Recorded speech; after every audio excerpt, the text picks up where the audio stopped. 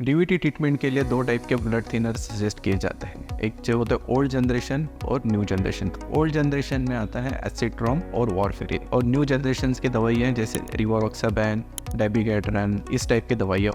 तो अगर आपको ओल्ड जनरेशन दवाइयाँ प्रिस्क्राइब की गई हैं तो किन किन चीज़ों को आप खाने में अवॉइड करना चाहिए। ये पर्टिकुलरली इंटरेक्शन होता है ओल्ड जनरेशन में। अगर न्यू जनरेशन दवाई है जैसे रिवारोक्साबैन या डेबिगेट्रन, इन पर्टिकुलर दवाइयों के साथ इंटरेक्शन नहीं होता है तो आप खाने में रिस्ट्रिक्शन नहीं होता है। बट ओल्ड जनरेशन जैसे एसिट्रोम और वारफेरिन है, इनमें कुछ सब्जियां या फ्रूट्स हमको अवॉइड करना है ताकि ड्रग रिलेटेड इंटरेक्शन ना हो। आपने देखा होगा कि आपके जो भी डॉक्टर है जिन्होंने ये दवाइयाँ प्रिस्क्राइब की है वो रेगुलरली आपको एक ब्लड टेस्ट कराने को कहते हैं, उसको बोलते हैं PTINR। PTINR इसीलिए कराते हैं ताकि जो दवाइयों का डोज चेंज कर सकते हैं, क्योंकि इनमें बहुत सारे जो डाइटरी सप्लीमेंट्स हैं, बहुत सारे वेजिटेबल्स हैं, उन पर इंटरेक्शन होता है और इन दवाइयों का ब्लड का लेवल कम ज़्यादा हो सकता है। जो फल या सब्जी या जिनमें विटामिन K ज़्यादा होता है, ये सारी चीज़ें हमको अवॉइड करना है अगर आप एसिट्रोम या वारफेरिन ले रहे हैं तो। न्यूअर जनरेशन अगर दवाइयाँ ले रहे हैं तो ये सब अवॉइड करने की ज़रूरत नहीं है। तो ये क्या क्या चीज़ें, चलिए देखते हैं। इसमें सबसे इंपॉर्टेंट आता है ग्रीन लीफी वेजिटेबल्स जैसे पालक और पत्ता गोभी। दूसरा अवॉइड करना है ब्रोकोली, जो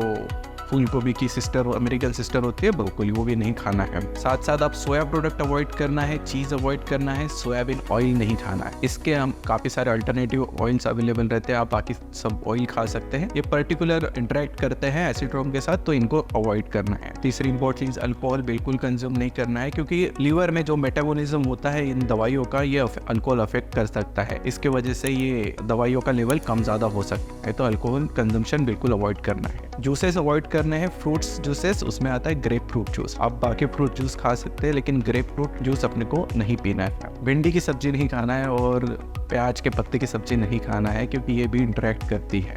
और ग्रीन टी अवॉइड करना है।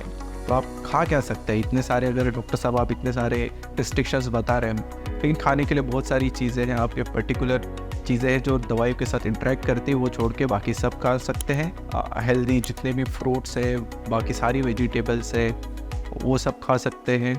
तो राइस ब्रान ऑयल है, कोकोनट ऑयल है और बाकी के भी सारे ऑयल्स है, सोयाबीन ऑयल छोड़ के आप सब कंज्यूम कर सकते हैं, उनमें रिस्ट्रिक्शन नहीं है। और रेगुलरली आपका PTINR टेस्ट कराना ना भूलिए। धन्यवाद।